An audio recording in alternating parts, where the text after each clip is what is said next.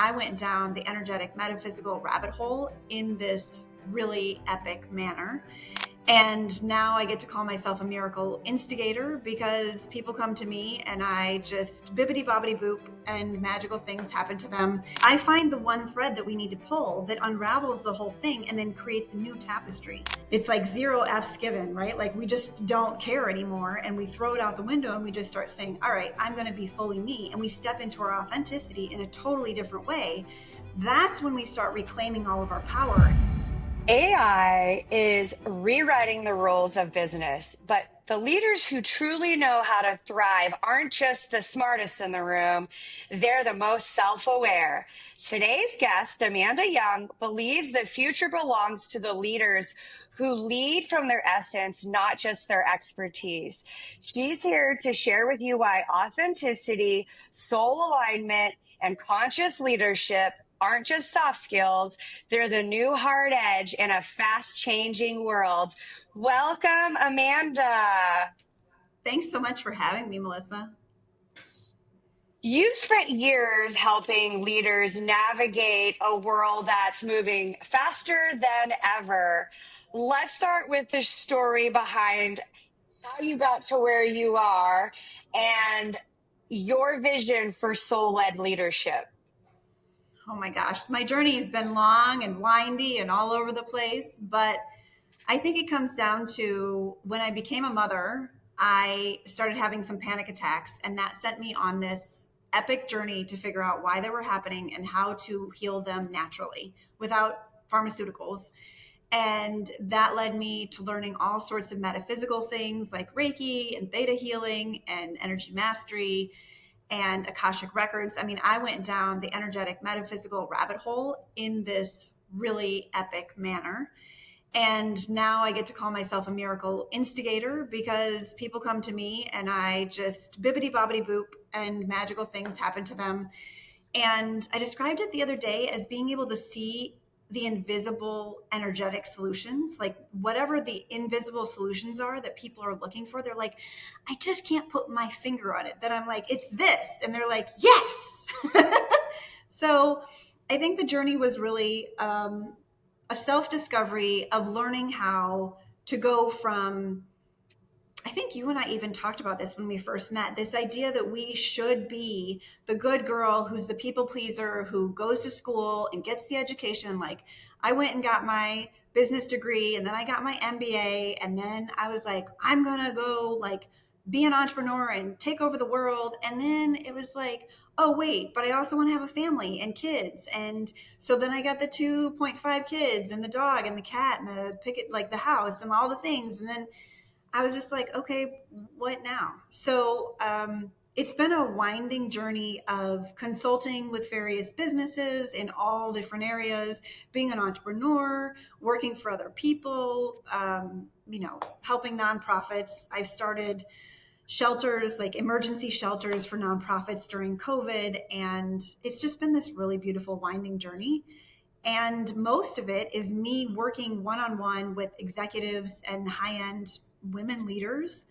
For the most part, I do work with some men on everything from helping them repair their marriage or figure out how to become a better leader by tapping into their intuition and tapping into healing whatever traumas they might have. I have people that come to me and just say, I've been working with a therapist for 16 years. And then we do one session. They're like, wow, I'm home in my body for the first time ever. And I have other women, they're like, yeah, I've tried to get pregnant and the doctors, keep telling me this and that and something else. And I'm like, well, what's really going on? And when we dive into it, that invisible solution just pops up to me and I'm like, oh, well, it's totally because of this. And next thing you know, they're pregnant naturally, or, the in vitro works, so it doesn't matter what area they're looking for, whether it's career or business, or if they, financially, whatever they want in their life, like whatever miracle it is, I just pull out the magic wand and we just energetically zap it. So I have this ability, my natural ability is to energetically feel into what it is, what's the story, help them clear it, become aware of it. My real gift is creating a safe space for people to hear themselves and tap into their intuition, because we all know what the answers are. We just sometimes have to be prompted and have to remember how to get back to it. So that's what I do. That's what got me here. And I find there's so many things in that. I want to unpack it a little bit. I think it's interesting because a lot of times we'll hear from, let's just stick with the women. I'm the same guy keeps showing up. I got out of this bad marriage. I got into the same relationship again. But I feel like history continues to repeat itself. But what you said is you help people find the thing that they're doing, which is the one thing that they keep making, like the thing they're looking to find in this person, and help them get unstuck from that one thing. So what I often hear is, whether it's a relationship or a boss, I keep getting the same boss, or I keep making the wrong financial decisions. I think what you do is you help people figure out what it is, what that one Yeah, thing is, and then you zone in on that one thing and help them solve that problem. And then, like you said, everything else they can, get there themselves after that. totally. Yeah, I find the one thread that we need to pull that unravels the whole thing and then creates a new tapestry. And it services, and all the things are intertwined. So when somebody says, I'm a life coach, or I'm a health coach, or I'm a wellness coach, or I'm a, business coach, entrepreneur coach, leadership coach, to me, I just say I'm helping people across the board with everything, because somebody might come to me and say, man, I need a new job. And then I say, well, how's your relationship at home? And they're like, oh, it's such a power struggle. And I'm like, well, there's your control, your perfectionism, your people pleasing all come in. You've got no boundaries in your life. And of course, you're exhausted because you're pushing in all these different directions. Of course, you're drained because you're trying to make everybody else in your life happy. And then as women go through the various phases, like once we get to perimenopause, and I mean, the research is just getting started on that area, but we're learning. I was in a healing session today, and what I learned was that we people please until we're 35, because that's how we make mates and find connections so that we can procreate, because we need somebody to like us in order to have that Mhm. relationship. But after 35, gloves off, and we're like the our it's like zero F's given, right? Like we just don't care anymore, and we throw it out the window, and we just start saying, all right, I'm going to be fully me. And we step into our authenticity in a totally different way.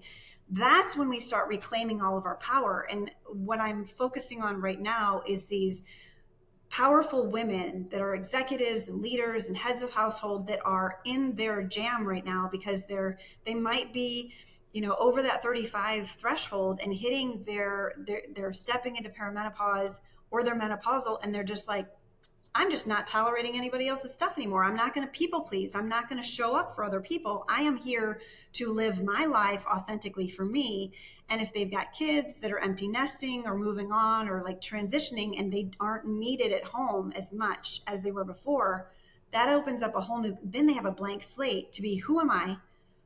What am I here for? What's driving me? What's sparking me? And then I even work with people that are early entering retirement, and like, now what? And they don't feel grounded, and they don't feel connected to their ancestry, because all that's been stripped away through colonization and all the different oppressive systems. So really getting them to hone into their ancestry, tap back into their roots, like really pull up their magic. Like my job, I've spent the last 20 years figuring out what my magic is and how to create miracles and how to spark them and how to help people get their magic back.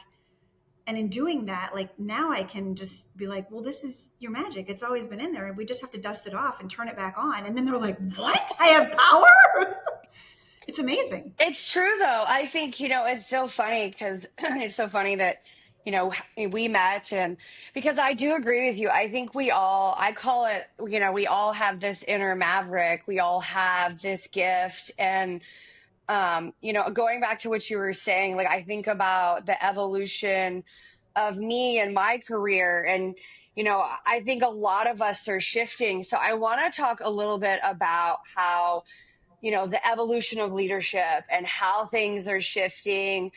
Because I think back to when I started my career, and everything was come to work at 8 and leave to work at 5, and you have to have your 1 hour lunch break. And it was a lot of control and a lot of you will do this, you won't do that.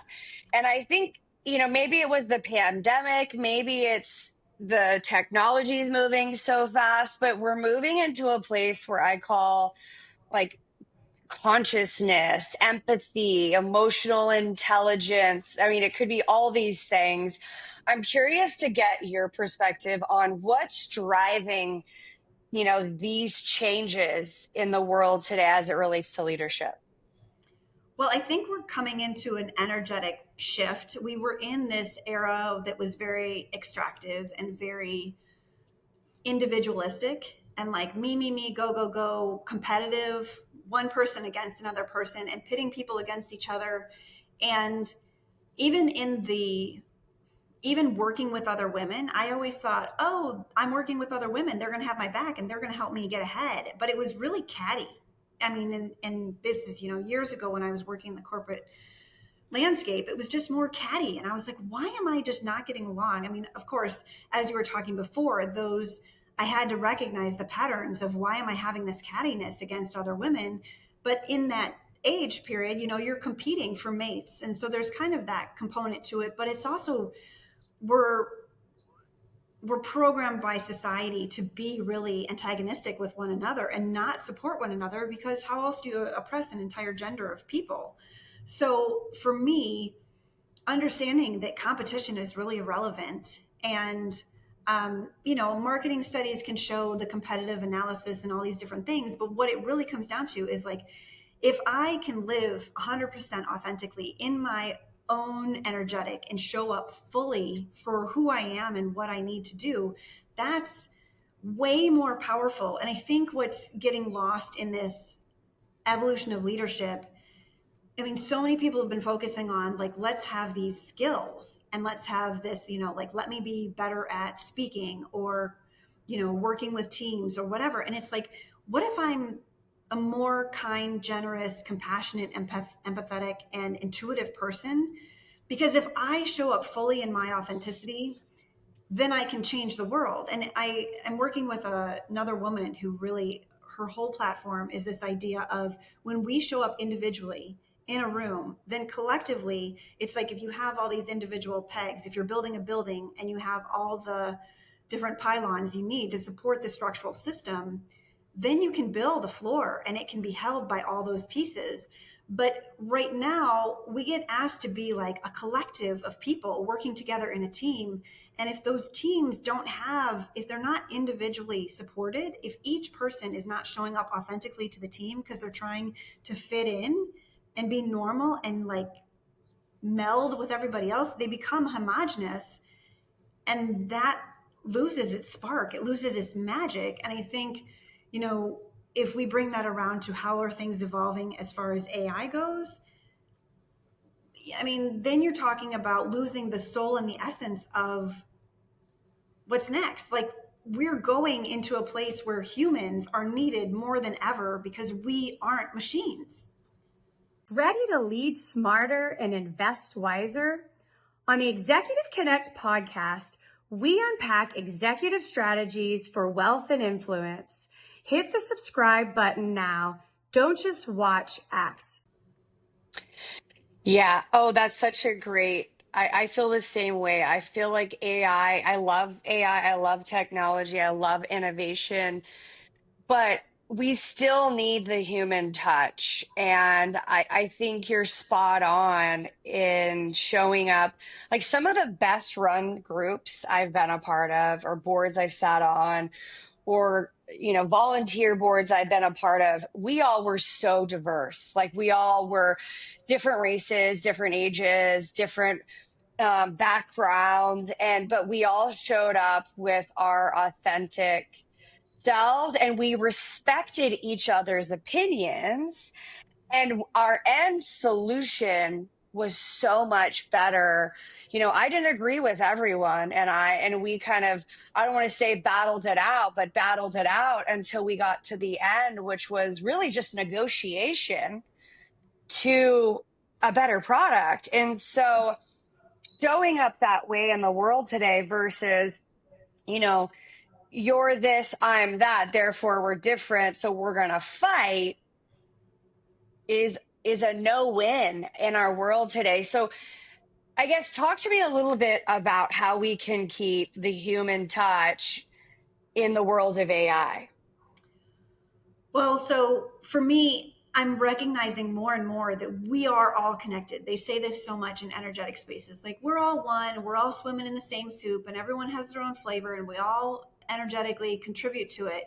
But when you introduce AI into the soup, AI has a very blank, I would say it has a blank flavor. It doesn't have the soul, it doesn't have the passion, it doesn't have the humanity to it. And as such, I mean, I'm at the point now, I'm a writer. And so much of what I do in my marketing and in my promotions, I now can use AI to help me write things. But what I've learned is that AI has it has a formula that it follows. And having used it for a year now, I can read other people's stuff and be like, oh, that was generated by AI. And so I can feel like as a empath and a highly sensitive person and an intuitive, when I read something, I know whether Melissa wrote it or whether ChatGTP or some other AI thing wrote it. And as such, I can feel the authenticity coming through.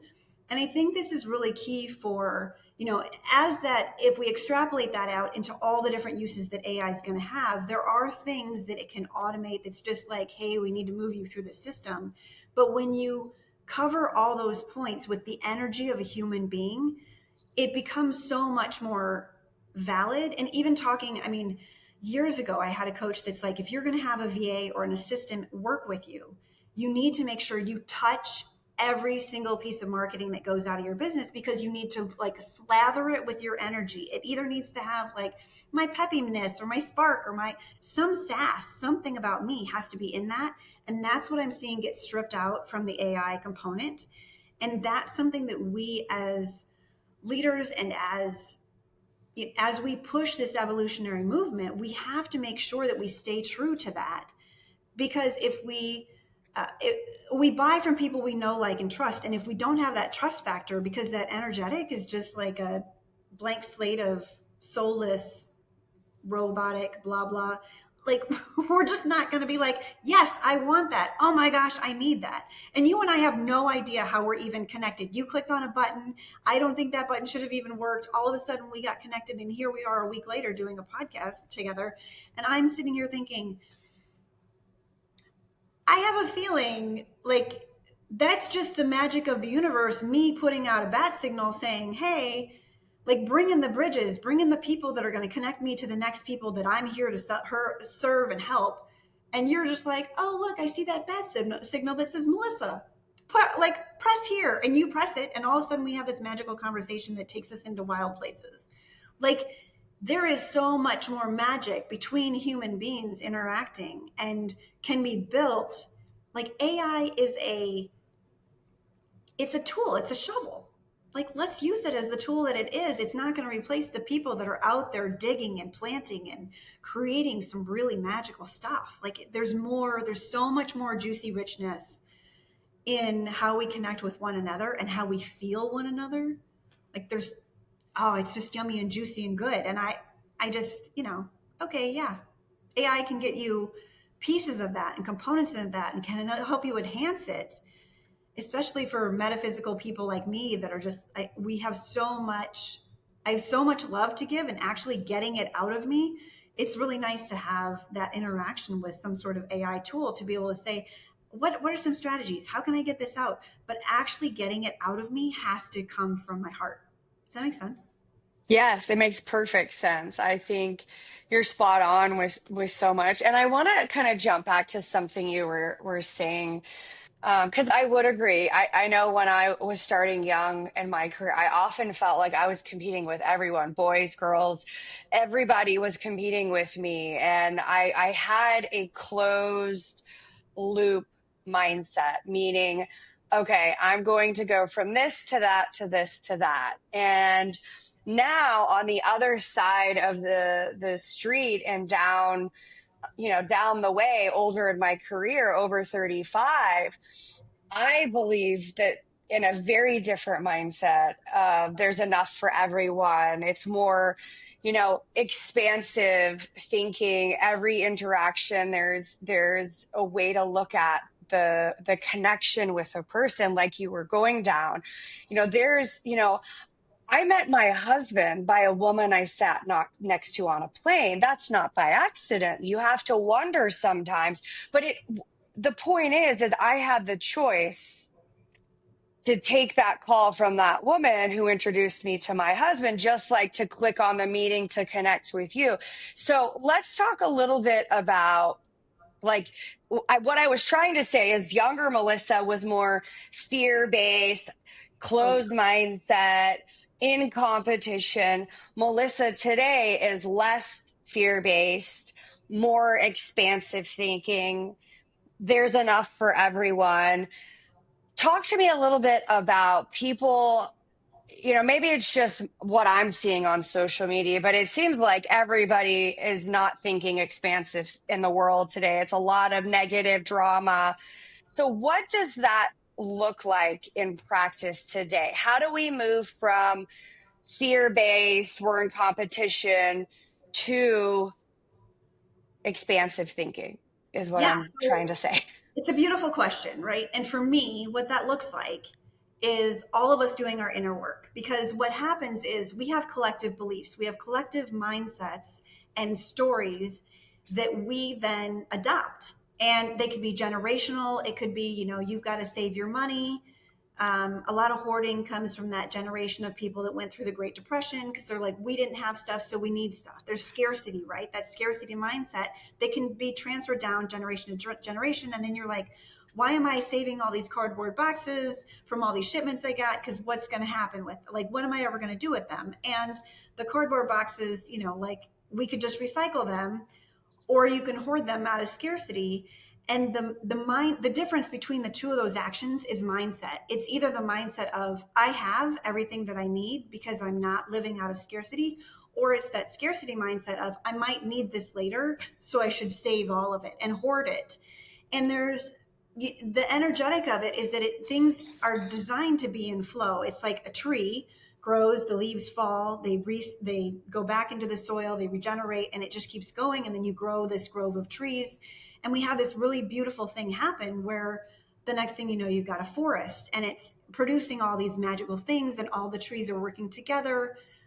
And it's absolutely incredible. But if you really don't work on your mindset and you continue to have these ancient programming and stories and belief systems running behind the scenes, like those, to me, the mindset of it is so important and so key. And until you bring that into light and shine some sunshine on it and say, hey, this is the programming that's underneath, you're going to continue to repeat that pattern. And that's what I see with the women who keep dating the same kind of men, because they're like, oh, well, I'm only good enough to date like men. I can't trust men. Men are going to cheat on me. Like, I can't be independent. I need to be codependent, like whatever those patterns are. And a lot of times you'll see it happen from one generation to the next generation to the next generation. Or, like you were saying, the example you were giving is a woman who's like, I've had a bad boss at every single job that I've gone to, and I keep changing jobs, but I can't seem to shake it. And it's like, well, you're the common denominator in that, but it's not your fault. It's the beliefs that you have. It's just, I think of it as computer program that has a virus in it. And if we can go in and find out where that virus is and be like, find this and change it to this, and really go in and wipe that code, then there's so much opportunity for magic to happen, because you have a blank slate where you're no longer like, well, I can't get promoted because I don't have the right degree, or I haven't worked long enough, or whatever the stories and BS is behind it. And that's the same thing with women getting pregnant, right? Like, some of them will have a story that's like, well, I don't want to get pregnant because my family member died really young. And it was so tragic to not have a parent growing up that if I couldn't possibly bring a child into this world, because if I died, they're going to have that same experience. And it's like, that is so fear-based. If we can shift into this space where we're abundant space, we can be like, you know what? Yeah, that happened to me and it sucked.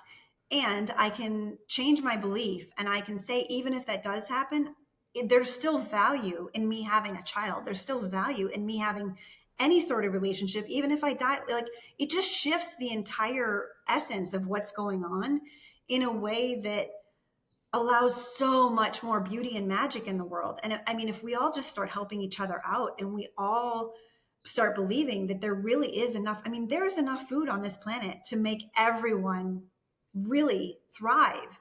It's just how we're distributing it. It's just like we're not working as a collective group. And when we start, I mean, the magic of this, the turning of the eras, so that now we're having this awakening where we're like, oh, wait, maybe I should take care of my neighbors, and maybe I should make sure the little old lady gets across the street. And like, yes, we're all connected. We need to help one another. And I think we're seeing the societies apparently collapse. I'm not a history person, but I'm hearing a lot of civilizations that were big, the Roman Empire, I think the Chinese Empire, whatever they are, they all have collapsed at some point in time. And so when you understand that, like, we're going through a major collapse energetically, and it's, to me, I always have this story that, like, you need villains in order to create heroes. And we see villainous things happening. And then we see all these heroes step up. And maybe it's in politics where people don't agree with something. Maybe it's environmentally or whatever the case may be. We see something we don't like, and then it activates people and they turn on. And right now I'm seeing a huge activation in a group of people, coaches, healers, metaphysicians, people that just want to do social impact projects, whatever the case may be, a lot more heart-led missions in order to help make the world a better place. And I think, I mean, I assume that's what you've been experiencing in your world too, like being lit up by something way more than let me just fatten my bank account. You know, like, I would fatten my bank account so that I could manage who gets it from a nonprofit standpoint and how do I make my impact bigger. But at the same time, like, I really want to have a business that's doing the social impact without even having to donate to another. Like, I just want it all to flow so effortlessly that it's just on and everyone's benefiting. This episode is brought to you by Summit Ventures. If you're an accredited investor, Summit gives you access to one of the greatest tax advantage opportunities: direct ownership in oil and gas. Their projects deliver what they call the triple play: cash flow, equity growth, and powerful tax benefits. And here's the best part: these investments qualify for 1031 exchanges. That means you can roll gains from real estate into energy while deferring capital gains. To learn more and get a free white paper, Oil and Gas Demystified, just visit www.summitven.com/executive connect. Yeah, and I think, I work in gaming. I talk a lot about it from the context of gambling, but, we're all have our deck we're dealt, right? How we're born, what we have, what color our hair is, all these things that, we play out. But I think the interesting part is I believe, all of our gifts are not our gifts necessarily. There are gifts to hone. Our internal maverick is what we hone, and our craft is what we give to the world. Now, yes, we need to be, paid, because that's the currency on how we feed ourselves, how we roof ourselves. But it's also our responsibility, like you were saying, to help our neighbors who can't see get across the street or lift heavy things. It's just common courtesy. And I think kind of what you were saying is, we're in a world right now that we have in the United States more burnout, more stress, more of all the bad things than we have seen in a while. And, I think companies that are trying to get every single moment of every single minute of somebody's time, their energy, and people are freely giving it to these companies. What I would like to see is still do good for the company, still give more to your job and your employer than they expect to be. I'm not saying don't do that, But what I'm saying is don't do that to your battery's dead. Right. The joy is missing from your life. Engaging with, your spouse, your significant other, your children, all the things that you're passionate about. Don't do that. I guess my question is, how do we change this approach to transactional, making sure we get every minute of our employees' time we take from people? Like, what is this shift and how do we change it? I love this question because it's not about just how much can we suck dry or like how much can we, it's not like let's just juice the lemon, right? It's like let's plant lemon seeds and grow a grove of lemon trees and then have this magic, like let's just make it flow. Like let's make a lemon river that just is like boom, you just go over and scoop up the lemonade and start drinking it. We have the magical ability to do that if we tap into our intuition. The solutions we're looking for are so much more elegant when you're looking at them in the invisible realms. We are so, I was talking to somebody about this today. Like when witches were hung, it was to disconnect the head from the heart. It was to take away their wisdom. It was to take away their property. It was to disconnect them from their power, like legitimately disconnect women from their power. And now we're seeing this, like, how do we reconnect to our power? Once we have the connection to Mother Earth and the connection to our ancestry and like the real true soul alignment, these answers just come to us like muses. It's just like, oh, click this button and being connected to this magical human being. And oh, maybe you should read this book. Or like I walked through a store the other day and it was a crystal store. And I found this box of Phoenix in cards, they're oracle cards. And I was like, ooh, I got to bring that box home. I have learned more from playing with, you talked about a deck of cards. I'm like, I'm dealing with a different deck. But like when I'm playing with divination of oracle cards and things like that, it's like all of a sudden I get this one card and it has this message and I read it and I'm like, how can I apply that to my life? And then like all these sparkles drop in and I'm like, oh, I've never felt like I belong. I feel different. Oh, but you know what? It's okay to be different. It's never been safe to be different. Now it's okay to be different. And actually being different is that's my magic sparkle. And so I need to lean into that more. But I also need to work on healing my nervous system. So it's not like, oh, if I'm different, people are going to ostracize. Like I need to be part of the group and belong. Where can I belong in my magic? And so finding that, there's such an elegant way, like so many more elegant paths to go on, and we keep trying to figure things out cerebrally just from the neck up, and in doing that we're really missing out. It's like when you get the gut feeling or the spidey sense. It's like our bodies, if you think about our entire body, like every single little cell on our body is taking in information. Even if you just like rub your hand against the palm of your other hand, there are so many sensations that are happening right there. And to think that we can make the best decision just by, oh, well, let me think about that. Like, but if I'm like, there's so much input that's coming in. You can go into a space and be like, this space feels creepy. Or wow, I would have people walk into my apartment all the time and be like, oh, the energy here is so incredible. And I'm like, well, what do you think? A, I'm a healer. B, I live here. C, I have all my artwork everywhere that's healing artwork. And I was like, D, I do this for a living here in this space. I spend hours like pulling in the ancestry, doing all these ceremonies, like using incense. Of course, the space is going to feel epically magical.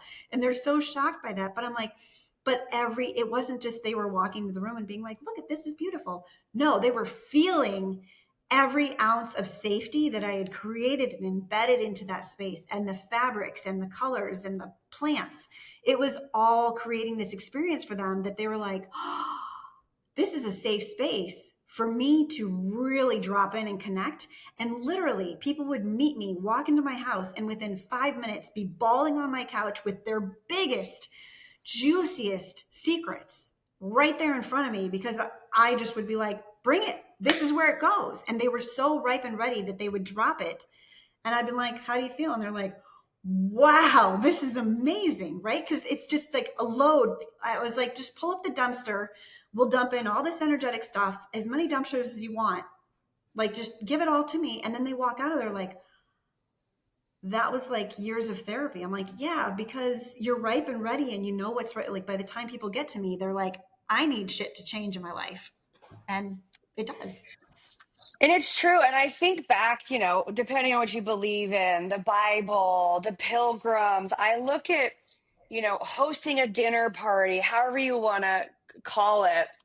What was amazing to me when I was in Italy last summer was, I stayed in a castle that the families had for 750 years in that area. And what I found interesting about, I've never stayed in a place that old before. So that was my first experience of that. What I found really interesting, going back to what you were saying, is everybody provided a piece of something to the community. So somebody brought the eggs, somebody, knew how to, was a farmer, and somebody knew how to run this and somebody knew how to run that. We have split apart as a collective. I don't know if that's the right word or not, where everybody's pulling their own train, their own rope, and they're not bringing their maverick to the table with other mavericks to build something that's contributing to the world. And so I think about what kind of the work that you do, because I believe all of that is inner work first, to let out that maverick, whatever the maverick is in you. You have to do the inner work first. And the inner work requires you to make mistakes, learn, make some more mistakes, reassess, build a new plan, make another mistake. So it's a lot of mistake making. And I know a lot of times when I speak, Amanda, people are like, oh my God, like how did you just had this perfect life? And I'm like, no, I've just made more mistakes than you. Right. And I've leaned in and I've learned from those mistakes. And so I want to go back to your philosophy about the inner work, because I find when I was doing some inner work for some difficult times in my life, it was like prickly. It Oh, yeah. was like, it was all the emotions, right? You get sad and you get mad and you are in denial and whatever the different levels of emotions are. But I want to talk about your philosophy on the inner work and why it's so important when we're crafting who we are and building our legacies and growing that internal maverick. Can you share a little bit about how people can do that inner work to even understand? Yeah. So I agree with you. It's terrifying. And most people have a fear of being uncomfortable. And you'll see that when, if ever somebody cries, they'll just be like, oh, yeah, stop crying. Or, if somebody's upset, oh, don't be upset. Or like they try to tamp down those emotions. And the best thing you can do is teach yourself, in my opinion anyway. I think the most juicy growth happens when you can sit in a space of discomfort and just be like, oh, that's grief. I see you. You're welcome here. It's safe for you to be here. And when people understand, like, people think of grief, I use this as an example because it's like, when I say grief, most people are like, oh, somebody died or you've lost something. Like yesterday I was grieving, I've lost my necklace. I took it off to go to the masseuse, and it's like my daily wear necklace that I am so in love with. And I'm just like, all right, let's see what magically, maybe it'll come back to me. Maybe I've moved on. It had 3 things on it, 3 charms given to me, sentimental value, of good value, because it's, they're gold, they're crystals, whatever.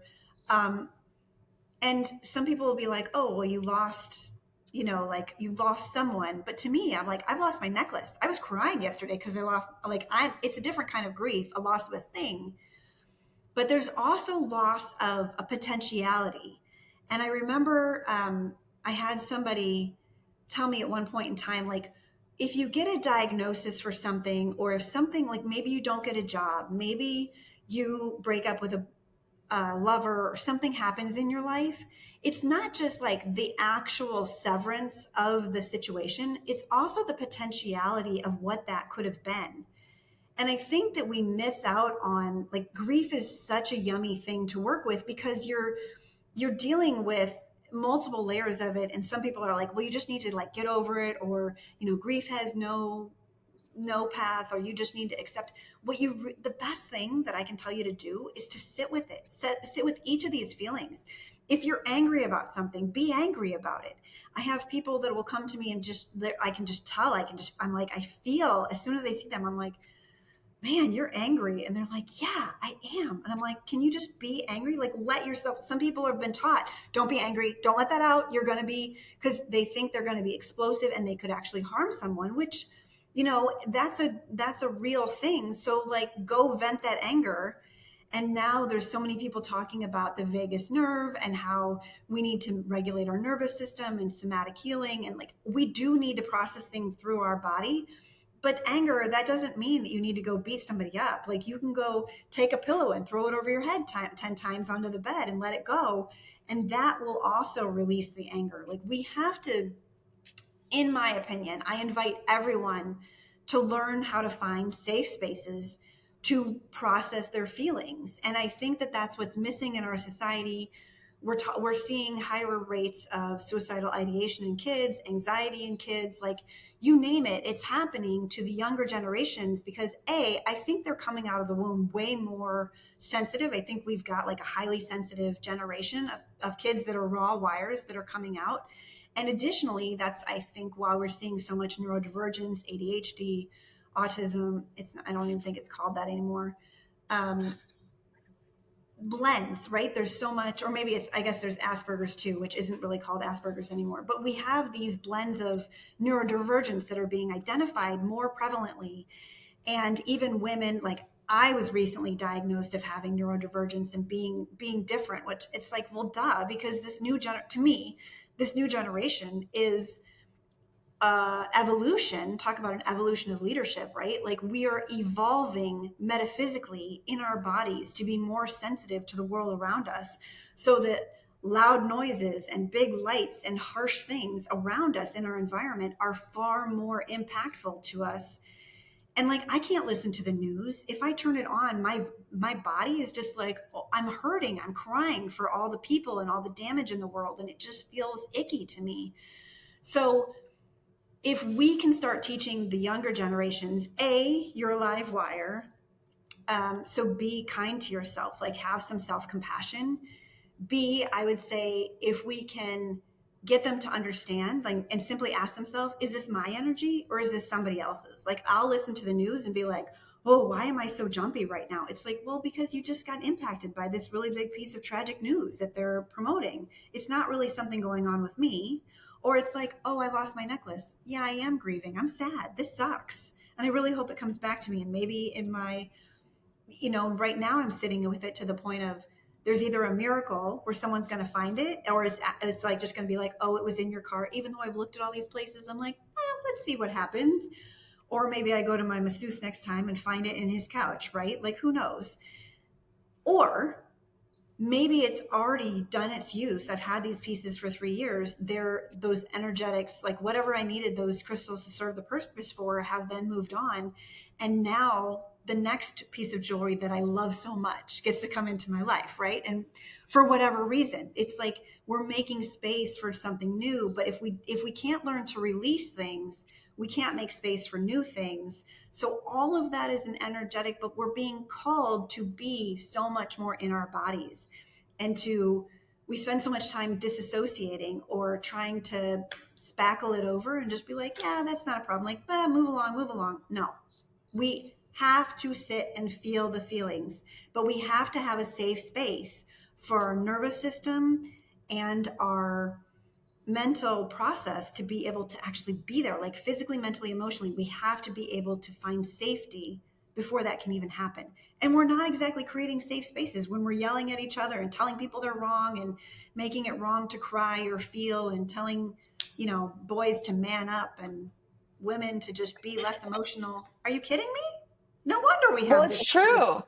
I mean, it's true. We're defining right and wrong. It's right for women to cry and wrong for men to cry. So therefore, we can't. And I would agree with that. I think by defining crying as good or bad, we're labeling it. And I also think I love something you said. I think about you know, I identify as so many things as a person, but some of those things I have had to mourn, right? So there are pieces of me that got me from this place to that place. And so what you were saying is, and I think back, younger, I was a softball player.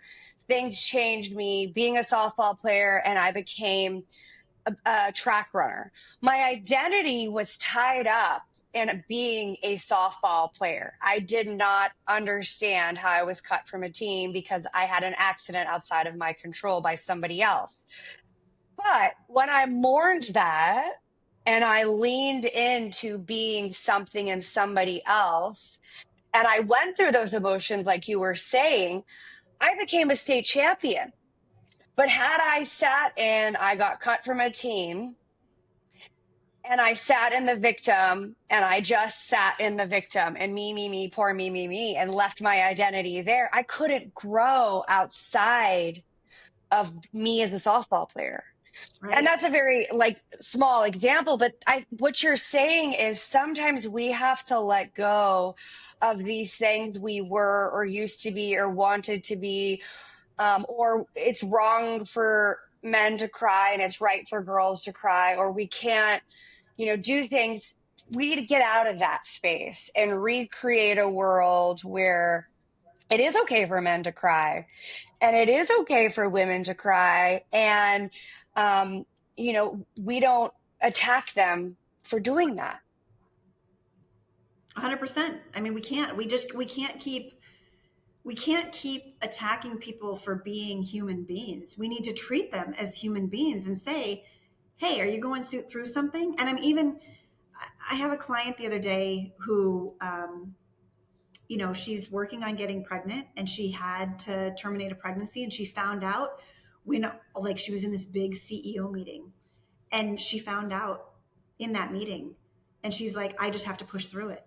And I was like, what would it be like if you were actually given the space to say, hey guys, I have a personal matter to attend to. I'm going to have to take a moment and, like, go actually attend to the fact that your human has just found out, like, this is a death in the family. Like, how do you not, like, we're just taught, we'll just suck it But I up and think get that's through it. where authenticity comes into. That's where the human part of what you were talking about comes into. And that's life. All of us are going to have these, blips, bleeps, whatever you, highs, lows, whatever you call it. And none of us are perfect. None of us are cut from the perfect cloth that somebody else wants us to be. I think about all the people that have managed me. I was probably not their perfect employee in one way or another. And all the people I've managed, they weren't the perfect employee the way I see it, right? But we're human, right? We're just all showing up, doing our best with the tools that we have to work with. And so giving people a little grace and a little slack for doctor calls they need to take or tears on their cheeks, I think it's time. Yeah, and to stop, I also think we can give ourselves permission to stop self-abandoning and just saying, like, well, somebody else's needs. I mean, that's part of the people pleasing too. Like, somebody else's needs or my job is more important than my feelings in this moment. Like, if you're having a personal moment and you need to tend to that, like, I want people to actually have the safety and the space to tend to that without feeling they're going to get fired or somebody's going to think less of, they're going to look weak. All that construct has to go, because when we defer it and push it off and keep saying, no, there's no space for that, no, there's no space for that, no wonder you're burnout, no wonder you have autoimmune system diseases and disease in your body and, like, headaches or migraines or whatever the problems are going on. Like, we are manifesting, we're like internalizing all of that junk because we're not releasing it. And we're going to be so much happier, so much healthier, so much more productive, so much more magical. Like, you want to talk about competing with AI? Get your friggin' teams into a place of being in their power, authentically showing up in a space of courage and bravery and like empathy and compassion for one another, where they actually can be like when I worked with teams, I would literally say to my employees, I love you so much, I can't wait to see you next week. And when one of them died, I was able to say, she friggin' knew that I loved her. I That's love that. so much more powerful. Like, that's yummy. It Like, to is. me, that's like in the middle of COVID to have people just go out of your life. Like, I knew that I was authentically showing up, and they knew with every fiber of their being who they were getting and that I had their back no matter what. And when they were gone, I was like, oh, thank God. Like, yes, I'm grieving, but they knew where I stood. And I feel like there's this imaginary barrier that's just like, we need to be tough and we need to be like the stoicness and the like insensitivity and like we can't be human because we're at work. And to me, that line needs to be blurred because we need to be human to one another, especially in a world where AI is going to start stripping that humanity. What are we going to do? Be robots next to a robotic system and have technology just be? No, Yeah. I'm Yeah. not available for that. This episode is sponsored by Texas Freedom Fund. If you're an accredited investor looking to protect your purchasing power, reduce taxes, and own real Texas energy assets, listen up. The Texas Freedom Fund invests in proven oil and gas projects in the Eagle Ford Shale with no debt and strong tax advantages like intangible drilling costs applied against active income. Minimum investment is $25,000 and the sponsor invests right alongside every single deal. Learn more at texasfreedomfund.executiveconnectpodcast.com. Energy, opportunity, and Texas grit working for your portfolio. It's true. And I think, kind of in closing here, any final thoughts or anything that we didn't touch on that you want to leave with our listeners? And then, secondly, where can our listeners connect with you? Yeah.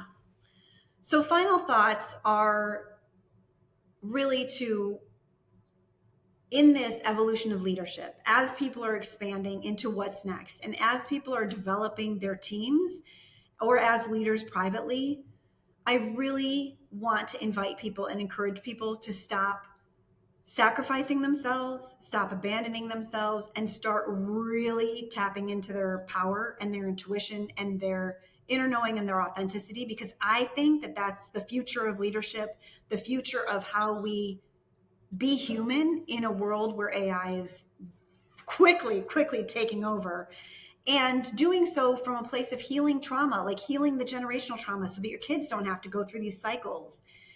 And so for me, when I'm working with clients, I guess people can reach me to do more of this work, to go into the deep stuff very quickly, to teach their and train their teams into how to be more authentic, how to be more in touch with their intuition, how to know. I mean, we can go and analyze, and AI can analyze whether somebody should go with this version or this version. But the true test of it is energetically tap in and feel into that network of all these different sensory things that are coming to us and saying, you know what, I know in my gut that it's this answer. And I don't necessarily need to know in the data, but this is where we're going. So if people want to connect with me more and have conversations about how we can work together, how I can work with their teams to help them really tap into this and get into that evolution of leadership in a new age where we need to be more human than ever before. They can visit my website. It's Amanda H, as in healer, young.com, and reach out to me. I have a free call in there. People can reach out to do a alignment call and see how I can help them. Or if it's somebody looking to help their corporate team, just send me an email. I mean, Amanda at amandahyoung.com will get right to me, and I will answer and talk to you about what customized solutions we can make, because this is what I'm here for, to create these safe spaces for women, for men, for leaders, for people that are of this next generation, to really tap into the hidden energetics of the world that are actually giving us a lot more information than the technology. I mean, like I talk about technology being two things. It's like we have, as human beings, all this technology, all these spidey senses and gut feelings and inner knowings, far more powerful than the new technology that's coming on board. And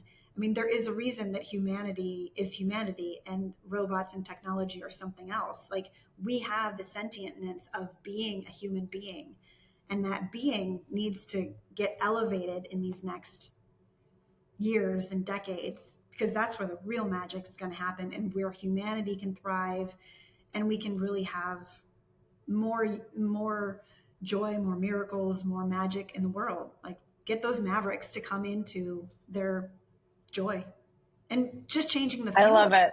Yeah. I love Thank it. you. So true. So true. I love it. Thank you so much, Amanda, for being here, sharing your heart and your joy with our listeners today. That's the Executive Connect podcast.